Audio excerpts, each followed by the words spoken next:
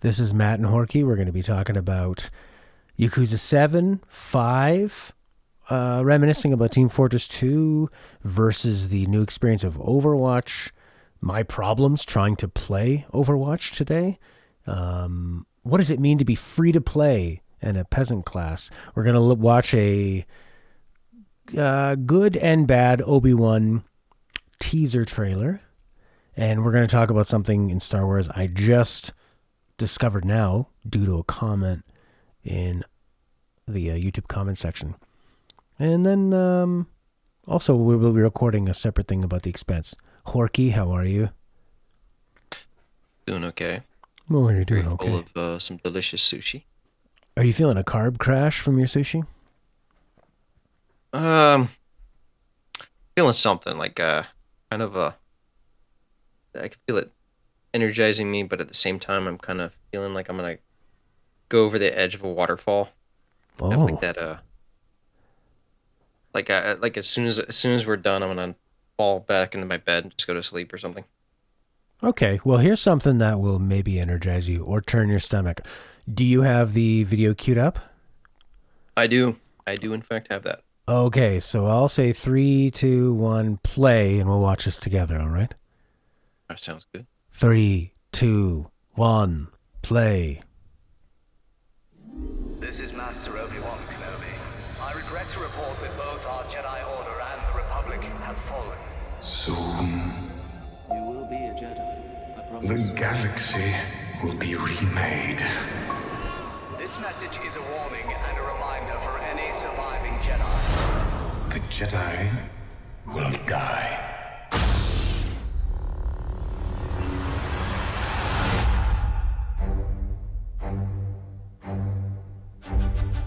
In your solitude on Pâtreron, training I have for you. Look what has become of you. A rat in the desert. Why come to this place? You running away from something? Running away from myself, I guess.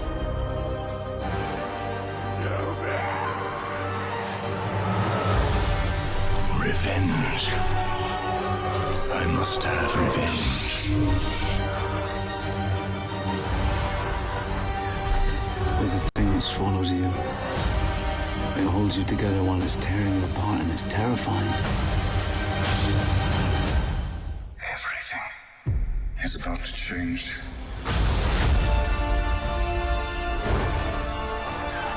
You have a purpose here. Perhaps you are protecting something. No. Protecting someone. Starward! Obi Wan is here. The Force is with him. Tell me, is it the chosen one?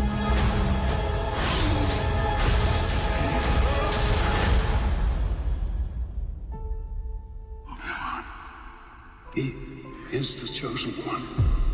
He will bring balance.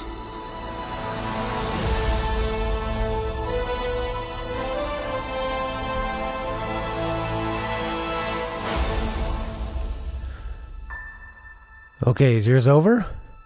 Yep. Okay, fantastic. All right, so first reaction, buddy. What did you think? Boy, I wonder what's gonna happen to Obi-Wan. I sure hope he doesn't die. Okay, when I stupidly watched that and thought that was real, I was actually. I think you didn't even mention it that you had. We were looking for this trailer because we thought it was out, and you had managed to find this sort of like cobbled together one.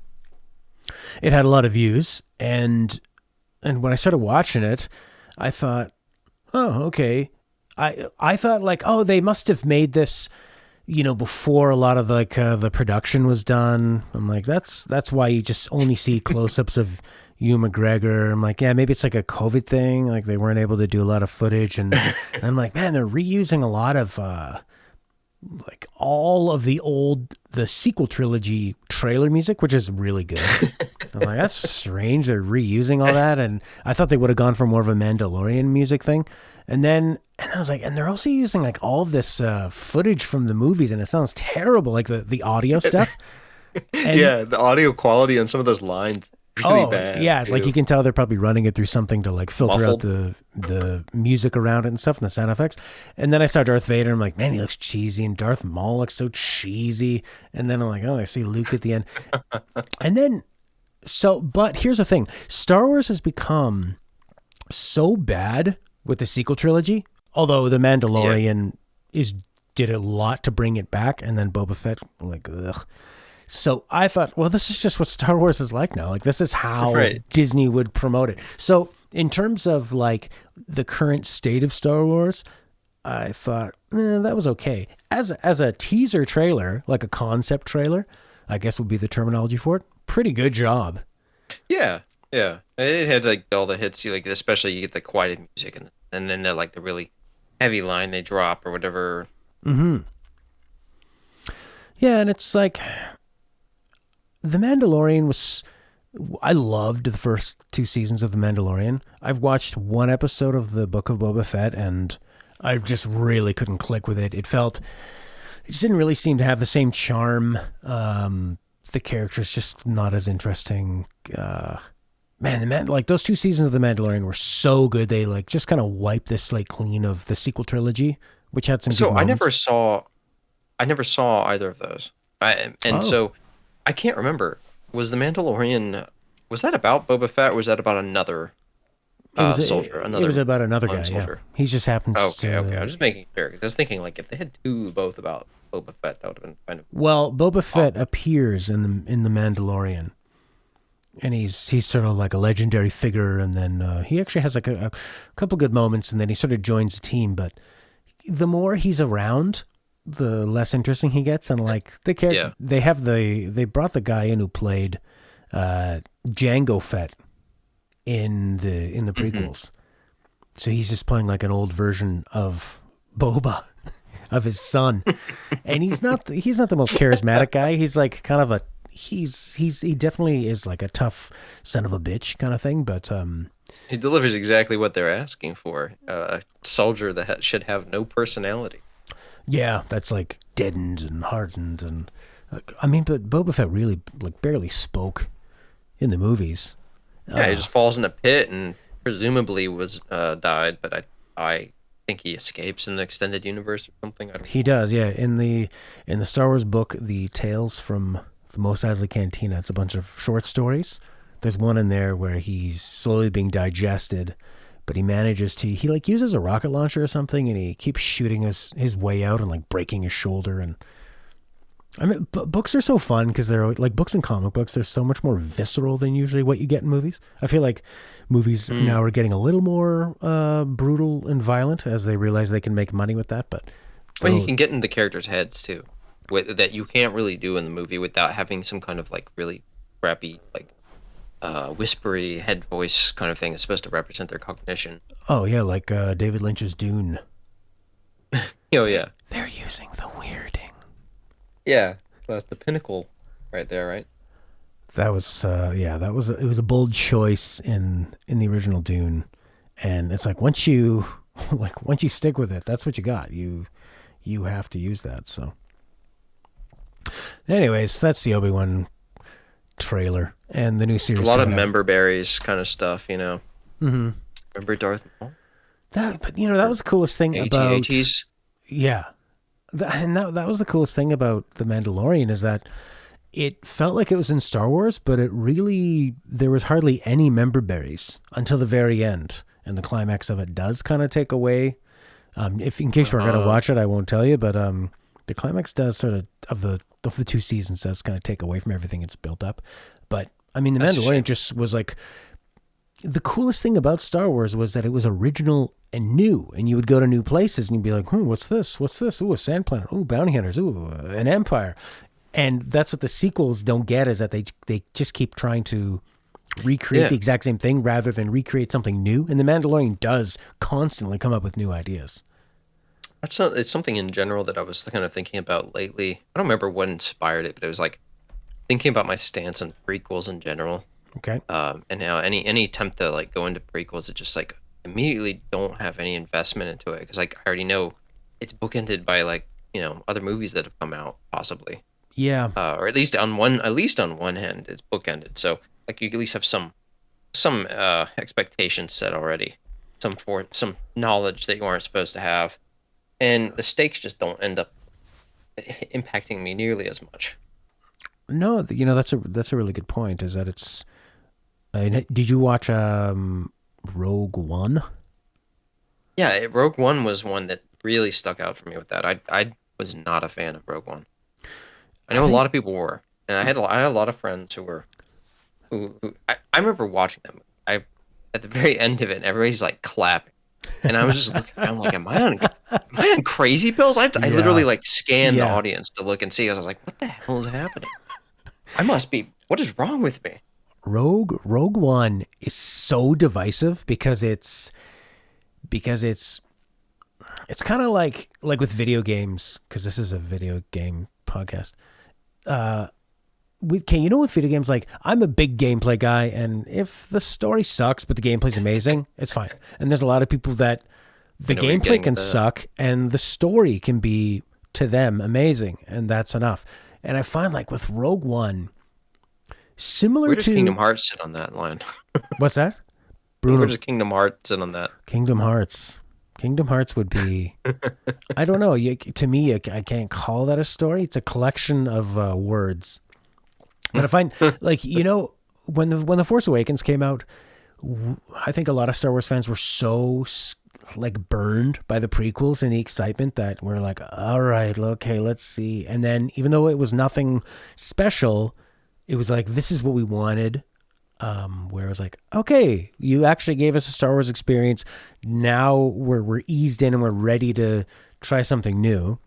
But I think with Rogue One, it was kind of like, did it come out after The Last Jedi or before The Last Jedi? I think it might have came out before. I think it might have went Force Awakens, Rogue One, Last Jedi, Solo, and then Rise of Skywalker. And then they're like, okay, let's stop making these side movies. But I think, okay, the thing with Rogue One that's so divisive is like, if you love the member berries, it's just fucking full of them. Oh, yeah. It's just like, fucking Darth Vader's gonna come in and murder everybody, and there's like war and gritty, and it's kind of miserable, and there's just creepy characters brought back from the dead. Through, God, CG. So those like Leia and Tarkin. It's just, but then when you look at it as an actual movie, you go, there are way too many characters. I don't care about any of them.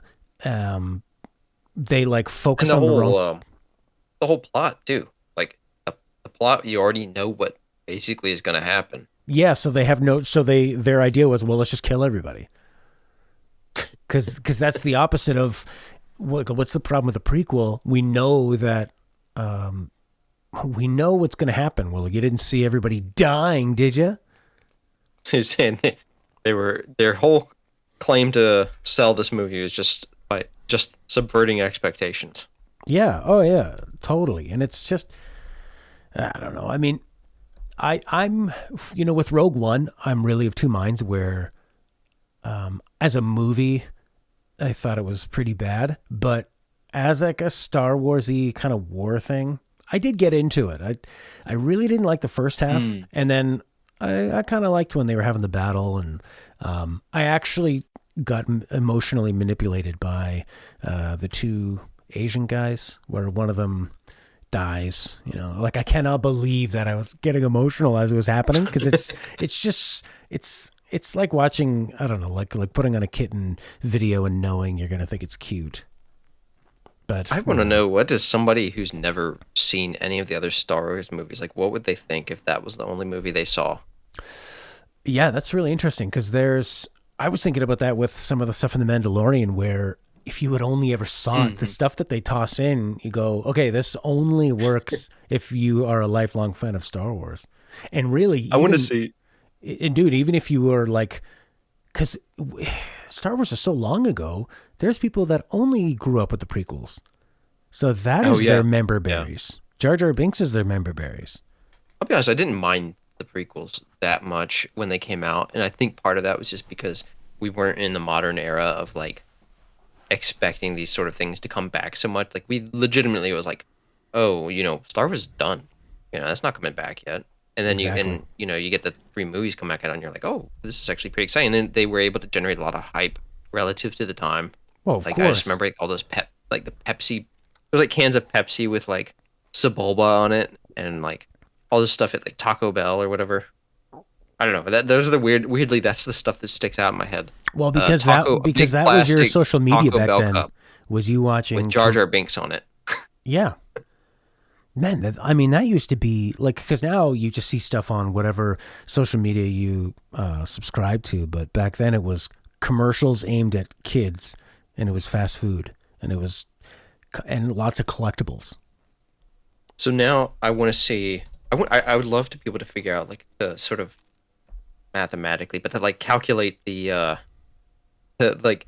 path of most disappointment and the path of most optimism. Like in going in Star Wars, like what's the the order of movies you would watch that would depress you the most? Oh, and what's the order of movies to watch if you want to be if you want to feel the best? Which movies are saved best for last, and to keep them in like a reasonable order so that you can't watch like say 4, 5, and 6 out of order or whatever. well, the only way I can think of doing it, I mean, the best for me is you go 4, 5, 6, and then you have to start with those. And then I would say don't watch the prequels. And then I'd say maybe watch Mandalorian and then call it a day. And then it's like if you still want more, you could watch the sequel trilogy. And then if you really... And then by the time you get to the end of Rise of Skywalker, you'll be done with Star Wars. That's why you got to put the Mandalorian in between them. Or you put the Mandalorian after the sequel trilogy as a bit of a cleanser. After dinner mint. But one time we tried to do a Star Wars marathon for a guy that had never seen it.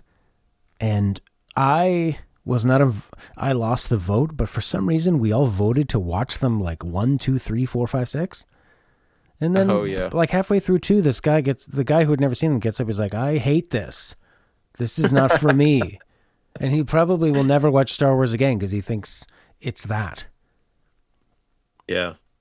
Yeah, I mean, like I said, I think, yeah, I guess if you were watching the prequel movies today, it's probably a pretty bad set of films to watch just from an objective point of view.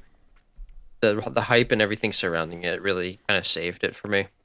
Oh, I don't think I'd watch them again. Because we didn't think they could be bad. It was like there was so much hype.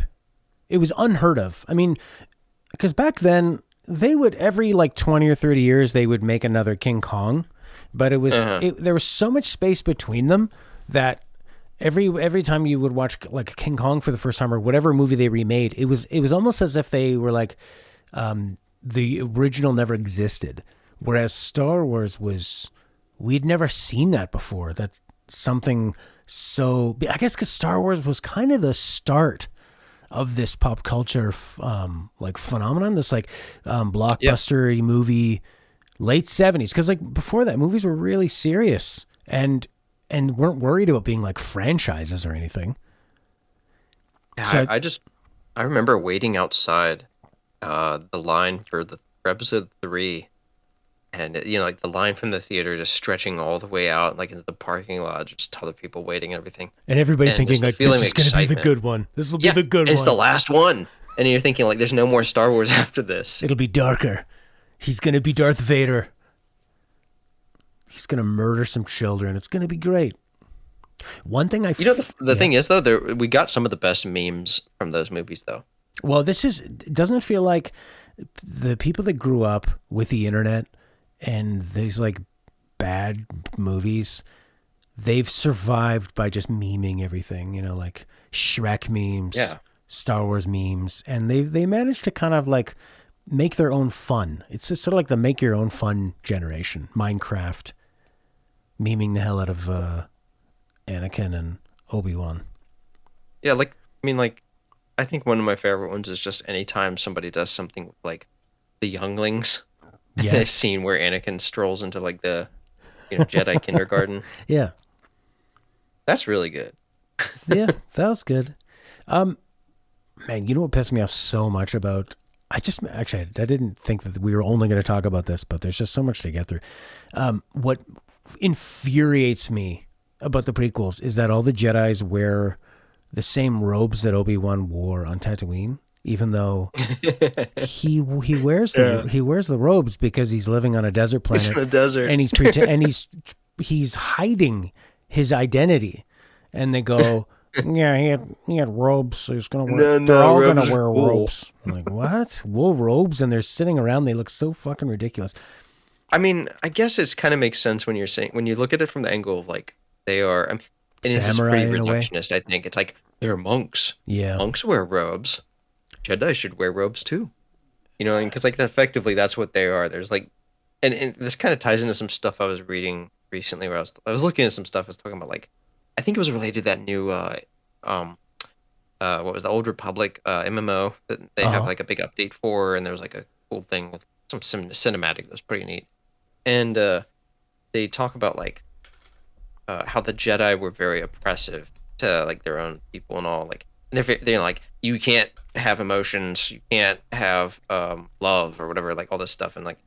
It's like trying to really bring out that question of like, where's the right moral position to stand in this stuff? And so like, seeing them as like these sort of robe wearing, very cranky old people like that. There's something very appropriate about that. But it's kind of more of like contemporary kind of thing. Cause it's very much just framing it with respect to what our world, has as its relative, like, frame of reference or whatever. Mm-hmm.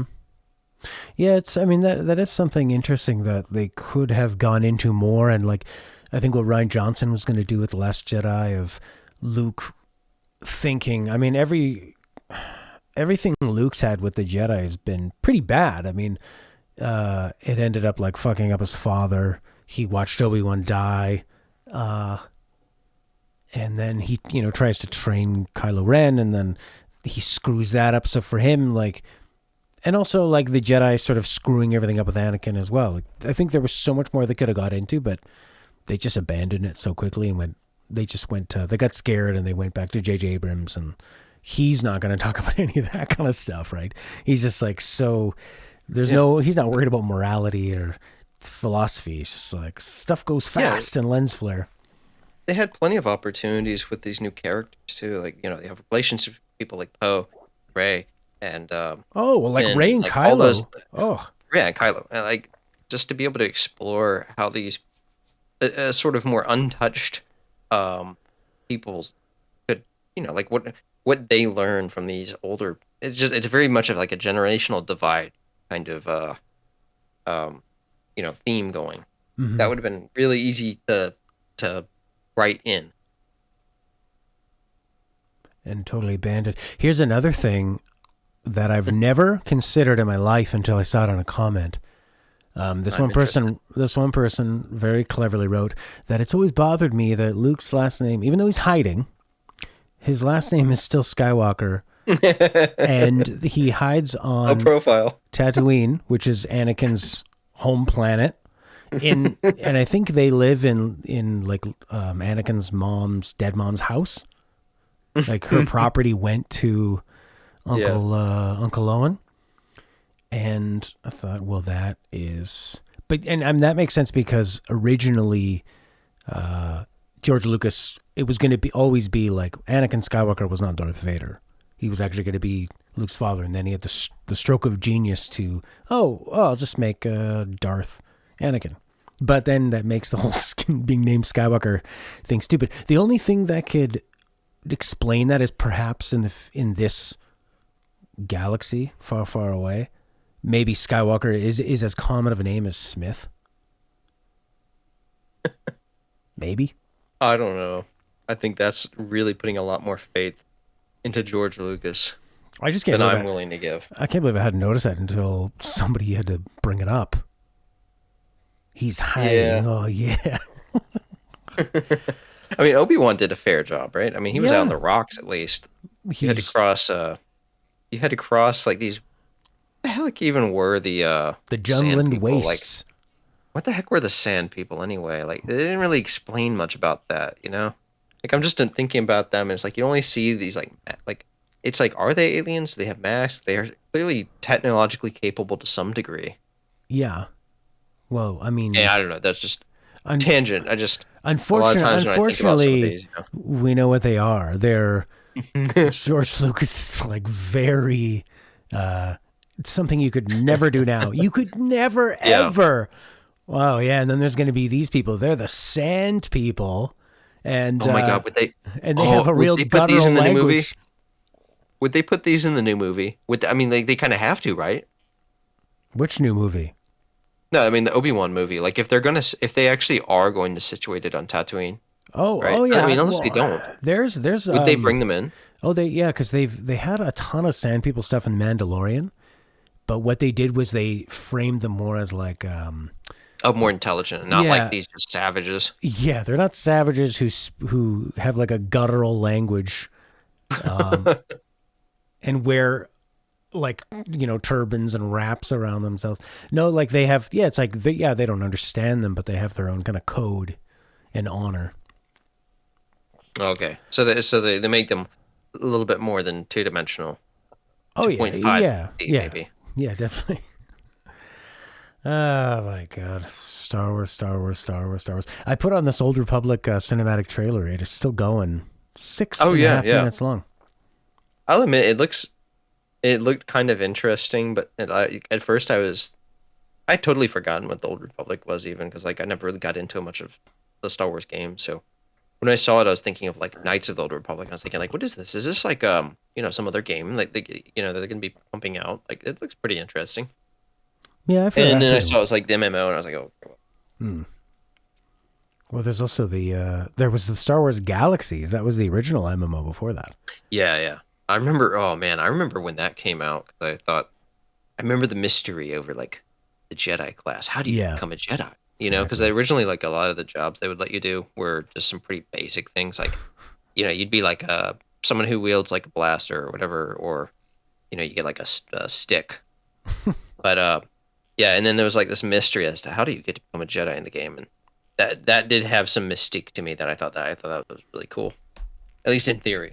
I don't remember it taking off very well. I think it did pretty well for a little bit of time, and then it just sort of like fell apart later.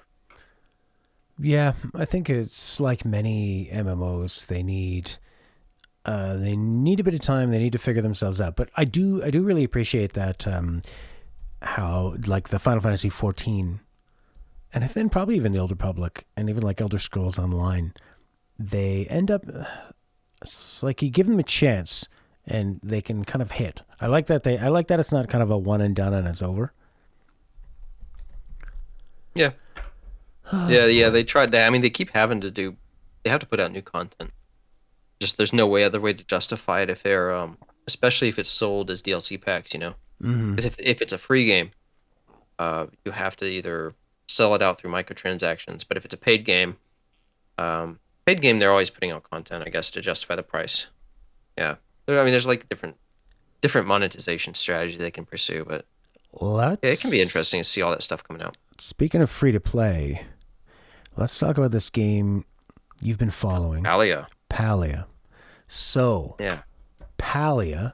Now, you've been following this, and you're saying that it's kind of like Stardew Valley meets Animal Crossing meets Second Life, and they've announced it's going as free to play. So, and then supported by monetized cosmetics, which the community is, at least the people who are tweeting, are not happy about.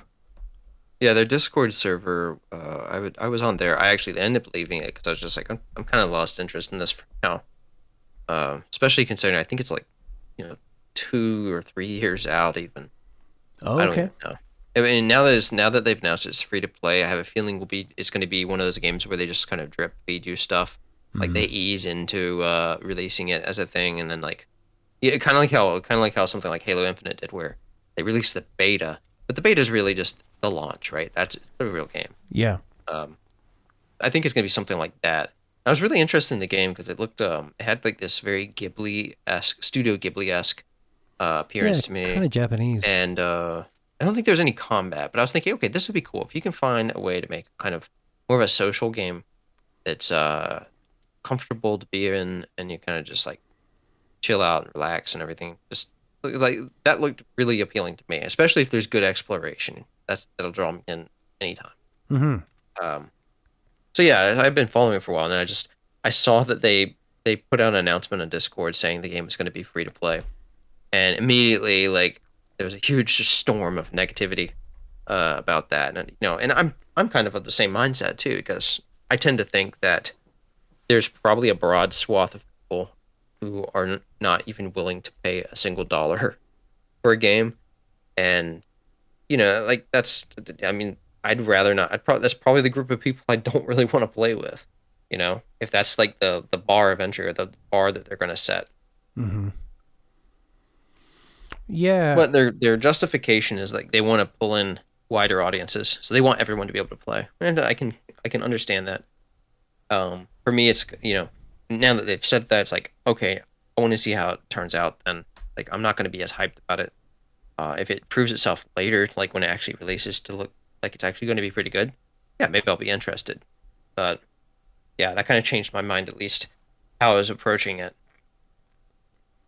Well, you had said something interesting about, like, some of the things people are saying are, right, Baby says, it would be nice if they had kind of a system where you can grind instead of pay and pay instead of grind. So people aren't forced to pay to look nice or not like a, in quotes, noob. Now, when I see that, I think, like, I'm not a visual person, so it's hard for me to relate to feeling like I need to have my character look a certain way, and I'm also not super competitive. Right. So very pragmatic. Yeah, and I'm not competitive, so I'm not like, oh, I need to show that I have, like a really nice level 40 hat or something.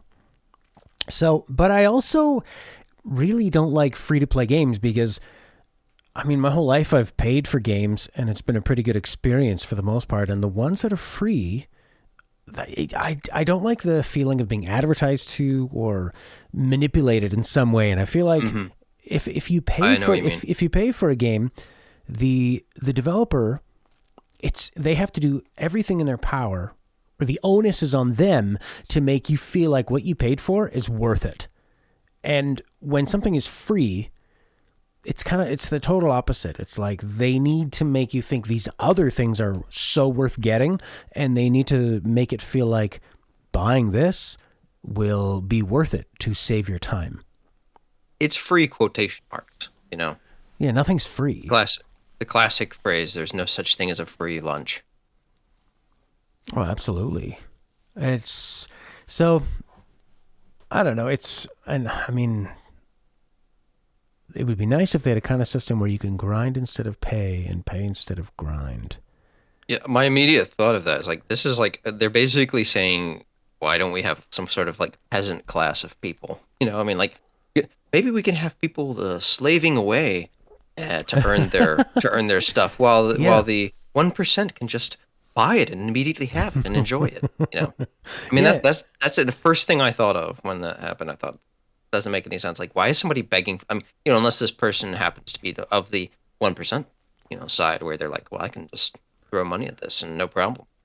As if you would work on like a plot of land of a king in the game, and you're basically a serf. Servitude.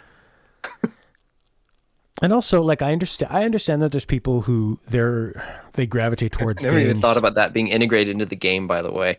Like, you actually can hire out people to do stuff. It's like, Farmville, but you can hire them out to actually do the farming part for you.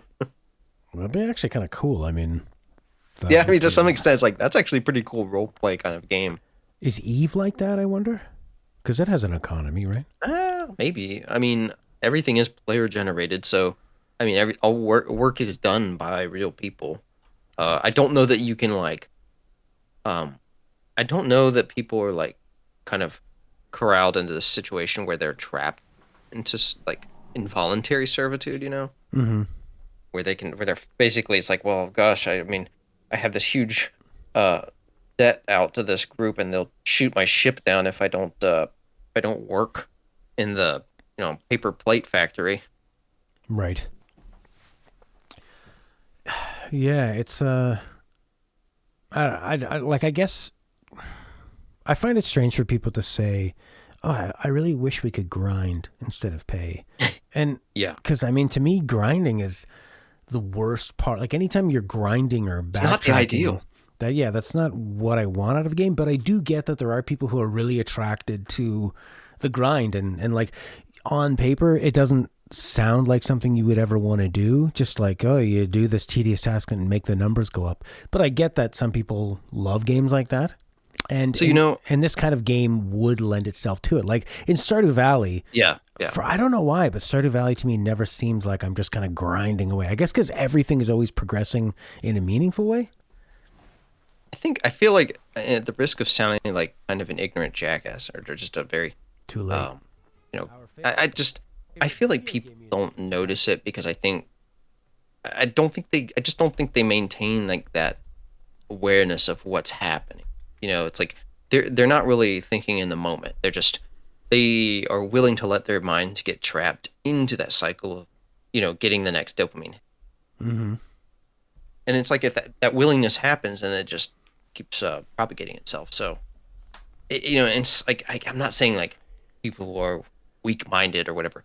I think it's just like people are almost like willing to be preyed upon, and they're unwilling to see it as being preyed upon. Because sometimes it works, sometimes it can be used for good, but it's still attacked in the end. Like that, it's still like a mechanism used to take advantage of the way our brains operate. Right. Yeah, it's and I'm thinking about that. Makes me think of like the games that there's games I put on and I go, that was fun, and there's games that are not fun. But then every once in a while, there's a game where you get hooked. It's like with a TV show. Like I've been watching The Expanse, and I felt it's like this invisible. You feel the claws, the hook entering your skin. Exactly, the claw goes in, and it just grabs and it twists somewhere in your brain, and you go, yeah, and it's like the tap opens and your brain is now linked to this thing, and I don't know if that's healthy or not, but I felt it like recently. I had it with like Frostpunk, where it's like I could stay up to 6 a.m. playing this, and that is one of those games where it's like you have to do this to do this to this to do this to do this, like a Minecraft type or a Stardew Valley type, or like you said, help whether it's healthy or not too. Like I think it's always like case by case basis, and it's also like a matter of saying, okay, is this good design? It's like, well, okay, what are you trying to do with it, and how long are you prolonging the, like if you're using it for juxtaposition, right, where you're like saying, okay, compared to this big grind I did, now that I have the new thing, it feels so much better or whatever. Like I don't know if that's always a good thing, always something you should be aspiring toward, to be able to like your game is only good because you generate a sense of relief about not having to do the bad thing. That feels like bad conditioning. Like it's not rewarding so much as is like saying, oh, your suffering is over. That's true. Like the sweet not being as sweet without the sour. It's yeah, but I don't know. There's games where I get hooked in like that, and then like I had that with Rainbow Six Siege. I remember it's the 5 a.m., 6 a.m. games where I've just gone way past where you need that one more. And I remember playing Rainbow Six, and you're waiting for the level to load, and you're on voice chat with total strangers, and you're not even like all talking because you're all so tired, but you're playing and you're having fun, but you're exhausted. I'm like, God, I feel like we are all sitting in some abandoned building. An opium den. Yeah. Just like, oh yeah, one more match, hey guys. Oh yeah, that felt good. It's a strange feeling but I guess like with everything, it comes down to your control over it. I mean, you can enjoy a very delicious dessert, or you could eat, 20 times too much. Yeah, and suffer that. So I don't know. Video games are funny that way. It's because I don't know why. Because I guess because they can be so addictive in a way, but so can TV. I have, so can I have movies, at least so some. can anything. I can relate it to, because like this is actually something that happened for me with Yakuza 7 a little bit. Okay. Like there's because it's a, they changed the game so that the combat is now more like a traditional JRPG, and you can grind in that. Like there are plenty of places where you can do that, and I found myself a lot of times in that game, kind of like that's my natural inclination a little bit, because it seems like it's kind of like the path of least resistance, because you're trading, right? You're trading your time to not have as much difficulty. Okay. That's ultimately what it kind of comes down to, right? Because you're trying to get your character buffed up to a point where things that would previously challenge you are now at kind of like the normal level. In my case, a lot of times what I like look at it as is I'm sort of like giving myself insurance that now I won't have to worry in the unknown areas that I may go to, because I've already done all my work ahead of time, And, okay. You're the but ant then instead of the a lot of grasshopper. times, but after doing it, after you do a little bit of grinding, and meanwhile I'm probably like listening to a podcast or something, right? I'm not doing any. I'm not just doing that, hopefully, because it gets very boring, and it's really just sort of. I realize after the fact, it's like, what was I doing that? It just seems kind of pointless, And there's even like other sort of aspects to the game where you'll have characters that can take on multiple jobs, and as you progress through a job, you can retain some of the benefits you get from taking on that job. Like there's certain skills that will carry over. So if you switch back to a different one or to another one entirely, you'll maybe carry some certain skills over. And so I was thinking to myself, like, oh, I want all the skills. Like I want all the transferable things, right? That's where my mind immediately kind of goes. But then as soon as I start seeing how the progression is in terms of how fast you can get levels, I started thinking, no, I don't want to do this. But then I'll be one level away from maybe getting one of the skills that'll transfer over, and I'm thinking, well, just one more is fine. Just one more. The dangerous phrase.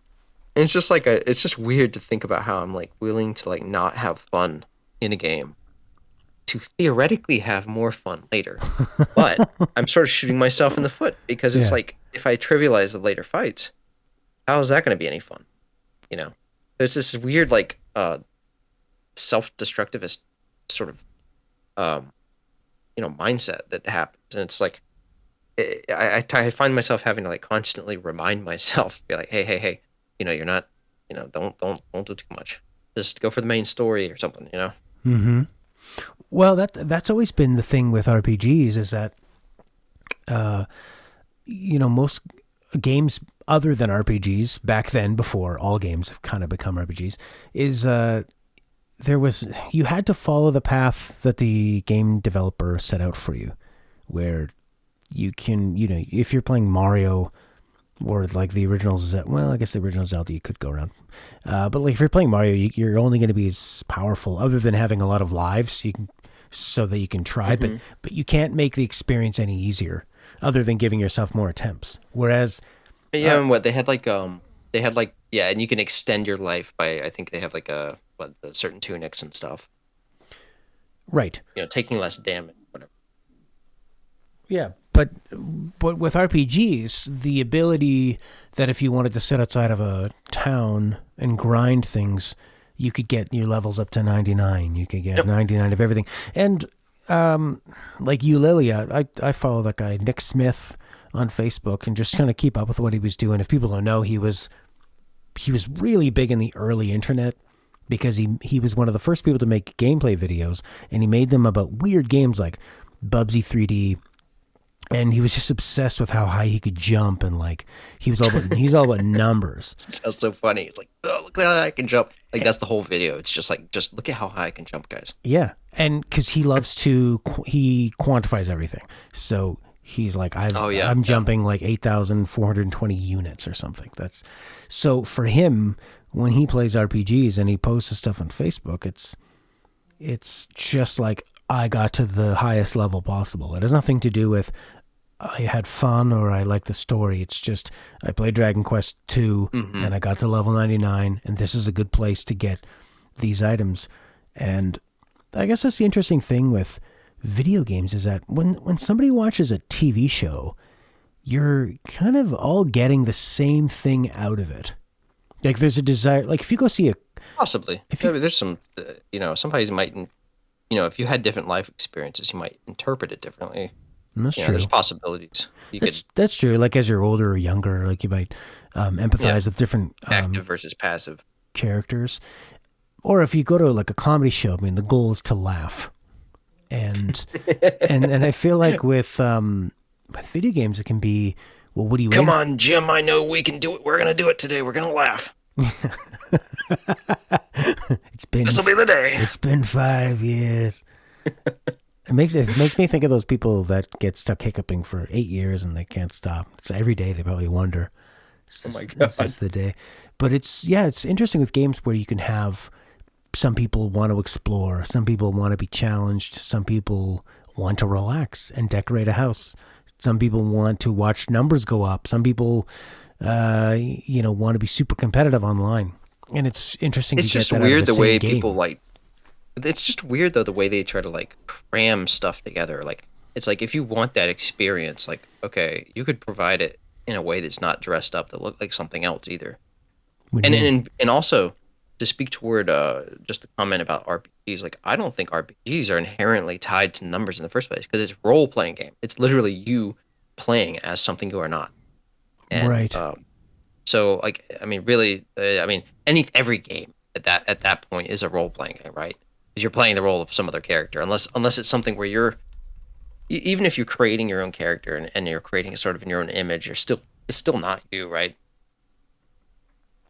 Interesting. Yeah, I've always wondered about that, the role playing aspect, and how like in early RPGs it was very very D&D role playing. It was like pick a class and upgrade different skills and job systems and stuff. And then there would be one story. And then as you've gone on, it's been more like you're going to upgrade, you're going to like evolve your character and make a few choices. And there's going to be a story you're going to play a role in, but only some of them are going to have any kind of narrative variation. But for the most part, they're all exactly the same. So I don't know, but those terms stick with it. The whole idea of a leveling system is entirely just so that you have some kind of sense of progression, right? And that's what purpose it serves. And I was just thinking, like, it's funny that I know a lot of people will look at it where it's like, this is sort of like the default. This is the expected thing. We have to have it, right? There's no other possibility.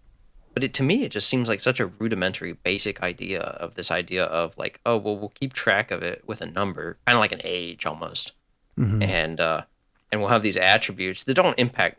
I mean, they don't. Well, sometimes they do. I was gonna say impact conversation stuff. Like, what it's sort of like. What does it mean to grow as a person in your role versus I pick up like some character skills or something. It's like, oh, now he can carve wood. Yeah. I mean, I don't know. Just there's something that's just so like, it's like completely lateral to that whole concept. Like just because he can carve wood doesn't mean he can now empathize with somebody. That makes me think of Mass Effect and how, like, Mass Effect, it did just enough, and it gave just enough to kind of get everybody on board with it, where it had interesting enough combat. I think its main strength was the writing and the performances and the world and the atmosphere, and there was enough good gameplay, but really, once you play a lot of Mass Effect back to back, it feels like you go down to a planet, you talk to somebody, and if you have enough of the talking skill, you just someone like they're like ready to kill you and assassinate all these hostages, and then you just like press the empathy button because you have enough for the negotiation button, and it's just like boom. They like, oh, you're right. I've realized the error of my ways. Okay, bye. You meet the number rule now, so therefore, I will not kill them. Whereas, you compare that to, say, like Fallout 2, which very famously, to me, has the final encounter with the boss that's like some kind of computer thing. It's like an AI. You have a philosophical discussion. Yeah. Which happens in a recent game that I'm not sure is a spoiler, so I won't say the name of it. But I was just thinking of the same thing. Yeah. And thanks to you for recommending that one to me. But it's, like that's a real conversation. And to me, that is really playing a role, as opposed to just like the numbers are high, I press the button and, I do it. Like, kind of what's the point? I guess if you had to choose to make this number higher instead of the strength number, that's something. But it always comes back to me with video games is, why am I holding the controller? What is the enjoyment out of me controlling this? Or should I just watch this on YouTube? Like, is there you need to make it more satisfactory that you yourself are playing. Otherwise, just make it a movie. Yeah. I mean, I think I'm at the point where I kind of feel like anytime I see a game that has some kind of leveling system, I'm thinking of it as not a failure, but like they haven't reached like the pinnacle of whatever it is I'm trying to that I'm wanting out of this. I just know what it isn't, I'm not sure exactly what it is, but I know what it isn't. As opposed to, say, like Metroid giving you doling out the skills later on. Yeah, there's just something about like having it. I just feel like it's such an easy tactic just to be able to say like we can't pace this easily. Let's just put this in place because then we know exactly what it gives the developer more control, pace the game like in the way that they want. So it's like, I don't know. I feel like anything should be allowed to happen in a lot of cases. Like in some cases, maybe it's like, maybe you do like you said, otherwise it's going to be a movie. So it's like, what's the point, of me playing the game if I'm expected to follow whatever the equivalent of the director's path is going to be. Mm-hmm. What is the point? I think the things like Disco Elysium, right? I think stuff like that where it seems like it's more directed by the player and not so much, you being railroaded down this path and what keeps you going is just this sort of like, oh, that number went up. Oh, I can do this thing now, and it may be fun to do. There's nothing wrong with having a game where it's strictly just fun because the skills that you use, like the actions themselves are more interesting, I think that has like there's a case to be made for that easily, like a sandbox, kind of a sandbox thing where you just get to use your skills or play around or, mess about. And that's a real like kind of a toy kind of game for me. Like Katamari, right? Katamari Damacy is kind of like that. There is an overall plot, things that are happening.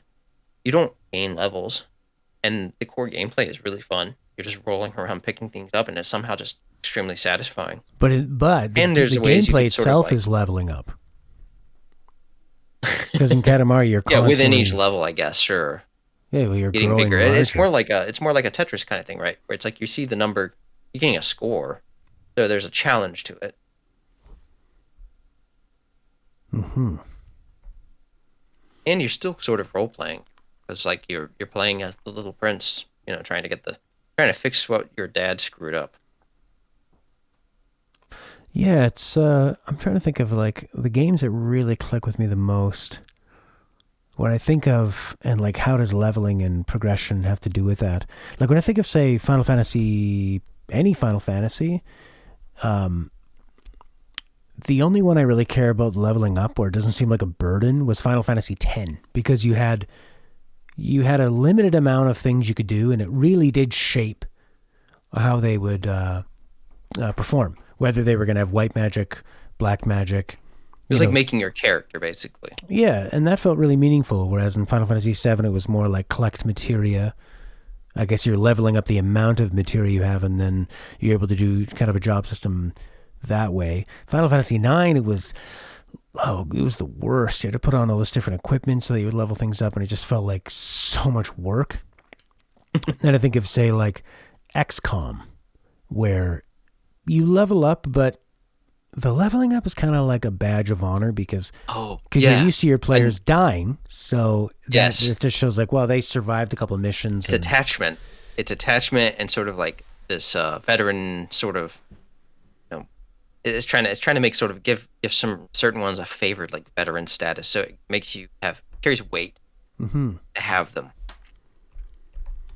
That, I think, when it integrates well with the gameplay like that, and it integrates well with the game itself, as what the game's trying to achieve, it's great, right? But like you said, with Final Fantasy, when you're trying to like you're trying to build your character, right? Mm-hmm. And it's like you have to think about what is the difference. Like if you were able to do that all at the very beginning, you get all the skill points and you can allocate them in a limited quantity and build the character like you were able to do, but from the very get-go, is it going to feel as satisfying? I mean, it's hard to say for me. I'm not really sure, because it's like kind of like you get all of the good stuff all at once, or are you just conditioned to think that, where it's like, oh, well, that's obviously bad that's bad to get all the good stuff all at once, because then the progression is going to be broken. But it's like if the progression was just held up by like skills, then I don't know. Part of me just really thinks that's not, that's somewhat failing at pacing the game in a way that isn't just sort of, I don't know, big rudimentary. Mm-hmm. Or you could think of something like Breath of the Wild, where they give you all of the main abilities right at once, and then the only progression is going to be as you go along. So like as a reward for completing dungeons, mini dungeons, the shrines, which are already fun in themselves. Like you get a reward of it being fun and it being challenging. And then every like 3 or 4 of them, you have enough orbs. And then to increase something, but you also get to choose. Do you want more health or do you want more stamina? The stamina is going to be more useful, but it's going to make it more risky, which also builds in this kind of difficulty and fun part of it, where as I continue to play Breath of the Wild years after its release, it's so satisfying to put everything into stamina, be able to climb more, glide more, do everything you want to do in the game more. Yeah, but know that you can die quite easily, which I find like I've been doing that in Yakuza 5 too. I never ever put stuff into health if there's like more abilities you could use, because I think like having more hits just means you're failing. I don't want to fail more. I want to be so good at the combat system and have it be so meaningful that I don't want to get hit. That's the whole point. Wouldn't it be better to put those points into some kind of evasion, blocking skill or something? I was just going to say, it's a little bit of a shame in Yakuza 5, because like if you want to be able to block blades, which, let's face it, is not realistic. You should be, if you're blocking a blade, you probably should have something else in your hand, right? Yeah. But if for Kiryu at least, right? Unless you can slap your hands together and grab them. And Kiryu could do it.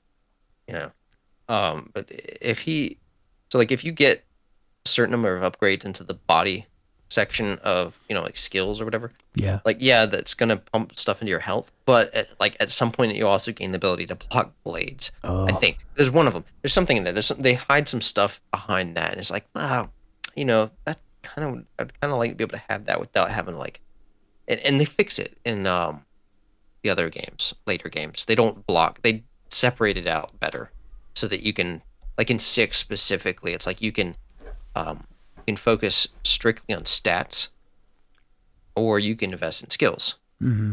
And again, this is sort of like this is sort of like a leveling thing, and it's like I don't know. I feel like it worked a little bit better in that, because you're just given points you can kind of allocate. Again, it's like it's pacing just so that you can, make sure that the person gets stuff and experiences a challenge, rather than make all the enemies challenging. They want you to learn the systems bit by bit, so they make it less challenging in the beginning and harder at the end. Well, and another sense of progression. As long as you're upgrading your skill with it, and like if you're introducing things one at a time until you are then demanding the player utilize all of those, sort of like math. I'm going to teach you how to add and then subtract and then multiply and then do it all once with bed mass kind of thing. Yeah, I'm gonna teach you how to square a number without learning how to multiply. Mm-hmm. Yeah. Can't do that. Yeah, Yakuza 5, like most Yakuza games, I'm never all that excited to play Yakuza games, and then I play them, and I get some enjoyment out of it. I'm finding Yakuza 5 to be like a real slog. It's so slow-paced, and then all of a sudden they hit you with back-to-back cutscenes and like really deep layered story of like to keep it simple, there's Yakuza clans that are fighting with each other. And then they all seem to have a different reason for why they want to fight. And there seems to be a lot of secrets. Someone's missing and this clan is doing this. And I find it really hard to follow. It's like a very complex way of saying, like, yeah, there's the Yakuza clans. They have infighting and feuds and stuff. But I haven't really connected sort of like emotionally with any of the Yakuza guys, any of the Yakuza characters in this one yet. And the combat's been just so. Oh yeah. And it's like after playing a bunch of the Yakuza games, it feels like they haven't really added much to this one to differentiate it from like 4 and 3 or 0. I would say that the each character's major like activity is what differentiated it for me. So like, you know, Kiryu can drive a taxi. The other characters can do their own unique thing. And they're all actually pretty good, I'd say. Yeah, they're all pretty fun. I will say though, the time to beat for Yakuza 5 is pretty absurd. Like it's a very bloated game. Is it what, like, just like looking 60 on time hours? to beat, how long to beat, it's like, well, so okay, the main story itself, just the main story, none of the side quest, none of the completionist stuff, is on an average 37 hours. Okay, that's not bad. Rushed 26, leisurely 51. Leisurely 51. If you want to do main plus extras, it jumps up to 67 hours. On an average. Yeah. Rushed 46, leisurely 135. Oh my god. And the longest run you can do, completionist, is at a leisurely pace, estimated to be 173 hours and 53 minutes. Oh my god. Yeah, it's insane. And, you know, no way do I ever want to complete another Yakuza game. It's just not worth it. What? Really? I mean, like, fully completed? Oh my god. Right. Well, because you were saying that when you're playing Yakuza 5, you were doing things like very systematically. Like, I'm going to do all of this, all these side quests, and then I'm going to do all of these. Did you find that enjoyable? I had fun with Kiryu Section, even playing that way. I found it was fine. But specifically later on, it started just to really drag on me. It's like, I don't know, it's like the optimal path, right? It's like it's like the path of least unexpected problems, I guess you could say. Mm-hmm. As you get all of this, like if you complete some of the trainings all in one go, if you can, you get all the skills you might need, right? So you don't have any reason to go back there. You can kind of check it off and then like remove it from your brain. Mm. All right. But it's the least fun, I'd say. It's like one of the least fun. It's the least organic way of going about playing the game. But I think it tends to be fairly effective. Yeah, I tried to just hop around and just sort of chase whatever I'm feeling at the time, whatever seems interesting. Try to avoid, you know, things becoming tedious, and that's what I like about Yakuza is that you can, if you want to get some main story, you can do that. You can do side stuff. You want to be serious. You want to be something hilarious, things that are unexpected. If you just want to be a tourist in Japan, as long as you don't mind. God, I wish you could turn off random encounters because Yakuza 5 especially. You can. Lord, there are a lot of them. You can do that. There are items in every Yakuza game that will like either heavily reduce. Mm-hmm. Actually, I think one of them you have does that if you wear it. I think it's like one of those. I'm wearing it. It's not doing much. I can't believe that there would be more. Yeah, it's just frustrating because it's kind of funny. It's like a little bit of the gameplay is pretty fun. Like I almost was thinking how fun it would be if you could pace the game in such a way that the only encounters you really ever actually fight in are like the ones that are meaningful rather than these like throwaway enemies. Mm-hmm. But at the same time, it's like, well, you should be able to opt into that, I guess, because you don't want to be completely untrained and have each like really big encounter then just like completely school you because you don't get any practice at all. Well, that's the thing, is that there's a careful line of, you need the combat to be engaging enough that you welcome the fights, but then if it's engaging because it's complex, then you need to have a lot of them so people can kind of get those skills. Whereas I find Yakuza 5, because it's so big and it's trying to do so much stuff, everything is just not great. The combat is like, at this point in the PS3, Batman Arkham had come out, and like it just feels really dated already. Yeah, it feels very dated. Dated for the time. There's driving. The driving is not that great.